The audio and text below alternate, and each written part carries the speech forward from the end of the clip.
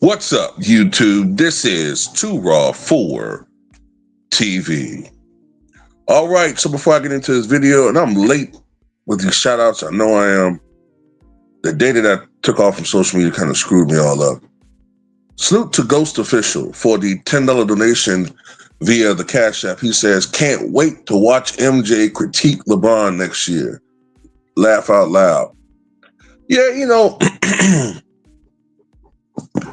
he probably gonna still be dignified, you know what I'm saying? He's Michael Jordan. He's not going to say anything that's outlandish. I doubt it. He's not going to say what he's really thinking because, like I said, he's Michael Jordan. But it would be interesting to hear him be less than fawning and just outright sycophantic toward LeBron. You know what I'm saying? Want to hear somebody say something close to what we all really thinking, even if it's not as raw, pardon the pun, as we would want him to put it out there. But yeah, salute to you for showing love, man. I truly appreciate it. So yesterday we saw Game 6 of the 2025 Western Conference Final Series between the Oklahoma City Thunder and the Denver Nuggets. And it was a bit of a question mark, though not to his teammates, as to whether or not Jamal Murray would play. Jamal Murray was battling flu-like symptoms all, I think, the day before and yesterday.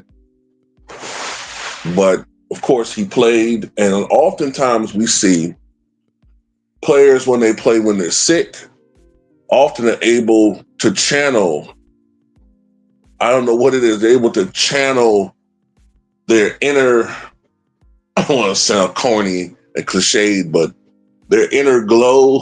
When you got that glow, now they're able to concentrate in a way where they're able to overcome what they're feeling. And oftentimes they're motivated to go out there and put on, at least for bursts, for stretches, great performances. So I guess you could say Jamal Murray had his version of the quote flu game. He put up 25 points. He scored timely buckets. And to be honest with you, the others, for the most part, responded to the criticisms that they received in Game 5 when even I had to admit the others didn't step up when they needed to, and Nikola Jokic was having his great individual game.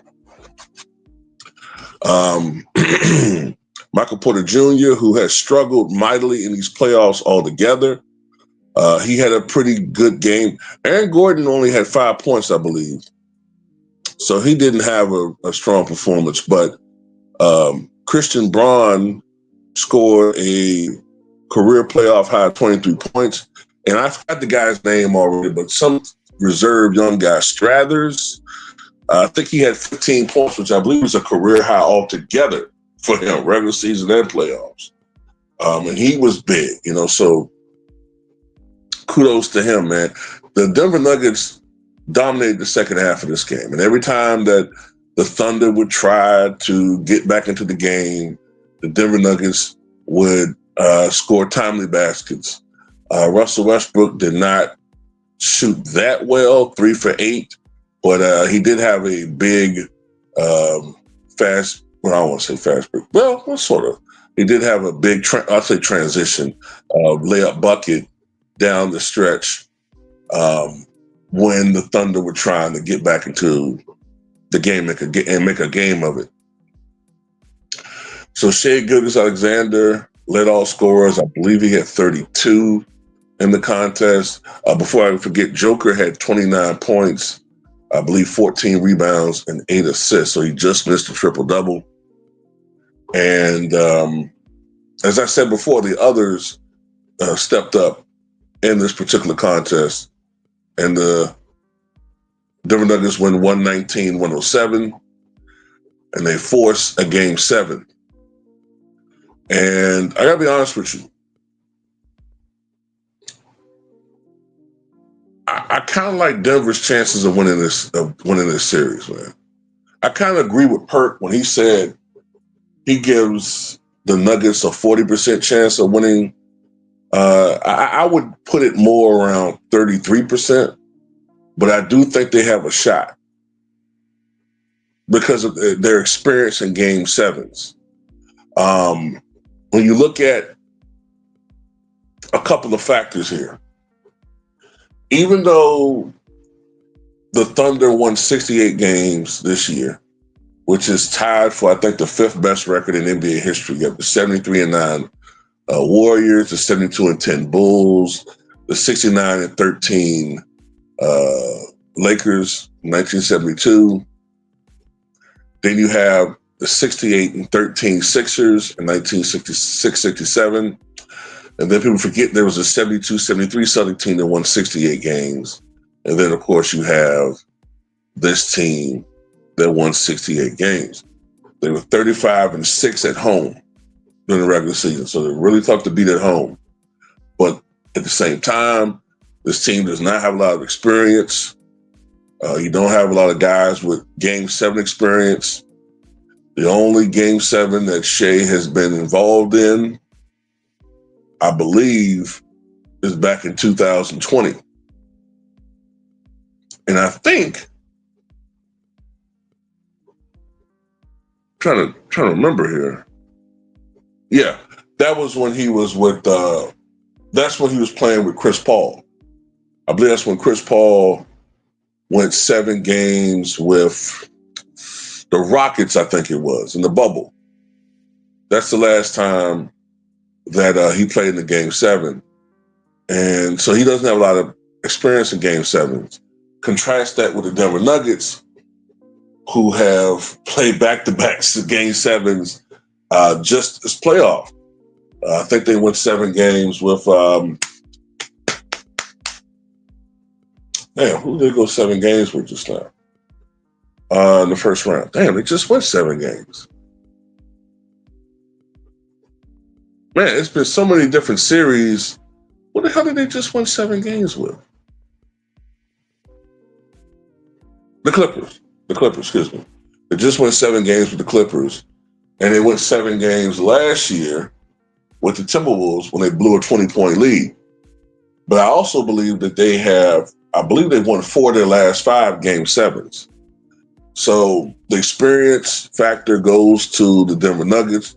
Also, another thing that has to turn around is you got some of the others, or the top others, in particular Lou Dortz and Jalen Williams, who have really been struggling with their shot. Yesterday, I think Jalen Williams went 3 for 16 from the floor. He's only shooting, I think, 34% from the floor this series. Lou Dortz is shooting like 32, 33% from the floor this series. Jalen Williams' 3-point shot has completely evaporated in this series. They need something from him. You could argue if Lou Dortz and Jalen Williams had been doing what they're supposed to be doing, this series would be over with. So everybody was talking about how Jokic doesn't have any help. Well, the last couple of games, Shea hasn't had help from his supposed number 1, his number 2 guy. So I think that the Denver Nuggets have a good shot. I'm going to tell you another thing, too. I'm not afraid to be wrong on here. Some people don't like to ever admit when they're wrong or they spin things. At the end of the day, I'm not a god. I could be wrong. It may have, even though Mike Malone was a really good coach, I can't ignore what the Denver Nuggets have done. Even if they lose this game 7, I can't help but notice that this Coach Adelman, right? I forget his first name, the son of Rick Adelman. They look better. So even though Mike Malone